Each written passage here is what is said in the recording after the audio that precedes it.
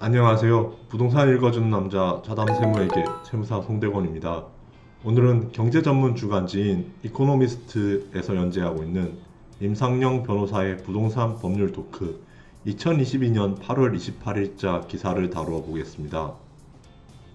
이 기사의 제목은 등기부 등본 믿고 한 거래 문제 생길 수 있다면입니다. 부동산을 매수하는 경우에 많은 사람들이 우선적으로 당해 부동산의 부동산 등기사항 전부 증명서, 이른바 등기부 등본에 기재된 내용을 확인합니다. 이러한 등기부 등본은 그 부동산에 대한 권리 관계를 공시해 주는 문서이기 때문에 거래 당사자들로서는 등기부 등본에 기재된 내용이 맞다고 생각하고 거래를 하게 되는 것이라고 할 수 있습니다.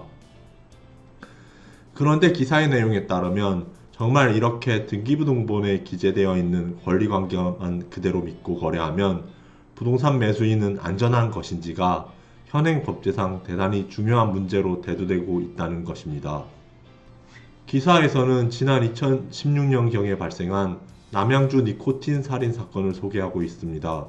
이 사건은 그 자체로 끔찍한 사건이지만 동시에 등기부 등본 내용을 믿고 한 거래의 효력에 대한 법원의 입장을 확인해 볼 수 있는 사건이기도 하기 때문입니다.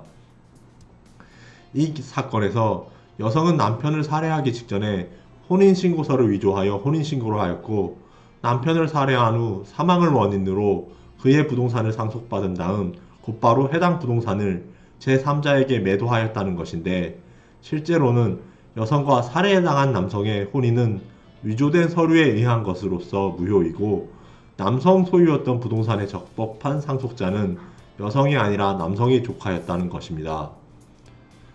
만약에 혼인이 유효하였다고 하더라도 민법 제1004조에 따라 고의로 피상속인을 살해한 자는 상속인이 될 수 없기 때문에 남성 소유였던 부동산의 적법한 상속자는 여성이 아니라 남성의 조카라는 결론은 동일하게 도출된다고 합니다. 이 때문에 그 남성의 조카는 위 부동산이 자신의 소유임을 주장하며 여성으로부터 부동산을 매수한 제3자를 상대로 소유권 이전 등기 청구 소송을 제기한 것인데, 법원은 제3자에게 해당 부동산의 소유권을 실질적 소유자인 그 조카에게 이전하라고 판결하였다는 것입니다. 그렇다면 해당 부동산을 매수한 제3자의 입장에서는 등기부 등본의 소유자로 기재된 사람을 확인하고 부동산을 매수했는데 갑자기 다른 사람이 진정한 소유자라며 소유권을 돌려달라고 하니 황당하기 이를 데 없는 상황입니다. 이 부동산의 매수인인 제3자는 졸지에 부동산을 잃게 되었을 뿐만 아니라 매도인인 여성이 무기징역을 선고받고 교도소에 수감되어 있는 상황에서 그 매수대금을 돌려받기도 곤란한 문자 그대로 진퇴양난의 상황에 처하게 된 것이기 때문입니다. 기사에서 제시된 실제 사례에서 이러한 문제가 발생하게 된 가장 근본적인 원인은 대한민국이 현행 법제상 등기의 공신력을 인정하지 않고 있는 것에서 기인한다고 할 수 있습니다. 이러한 등기의 공신력이란 설령 등기부 등본에 기재된 내용이 진실한 권리관계와 부합하지 않는 것이라고 해도 이를 믿고 거래가 이루어졌다면 그 신뢰가 보호되는 등기의 효력이라고 정의할 수 있습니다.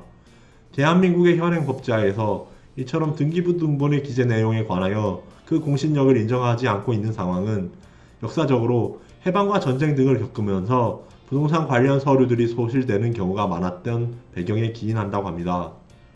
더 나아가 현행 부동산 등기법상의 관련 규정상 등기 공무원에게 실질적인 심사권이 없이 형식적 요건만 갖추면 별다른 조사 없이 서류만으로 등기가 이루어지기 때문에 등기부 등본의 기재가 100% 정확하다고 할 수 없는 상황이기도 합니다. 결론적으로 결국 등기부 등본의 기재 내용은 이러이러한 내용으로 등기가 완료되었다라는 것을 보여줄 뿐 해당 물건이 실제로 존재한다는 것을 증명하는 것은 아니라고 할 수 있습니다.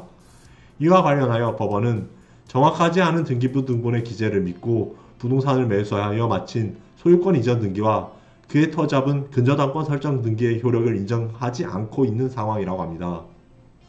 이처럼 등기의 공신력을 인정하지 않으면서 실체적인 권리관계 등에 관한 등기 공무원의 실질적 심사권 또한 인정하지 않는 나라는 우리나라가 거의 유일하다고 하는데, 법원 역시 진정한 권리자 보호에 초점을 맞추다 보니 등기부 등본의 기재를 믿고 거래한 피해자를 구제할 방법이 미흡한 것이 사실이라고 합니다.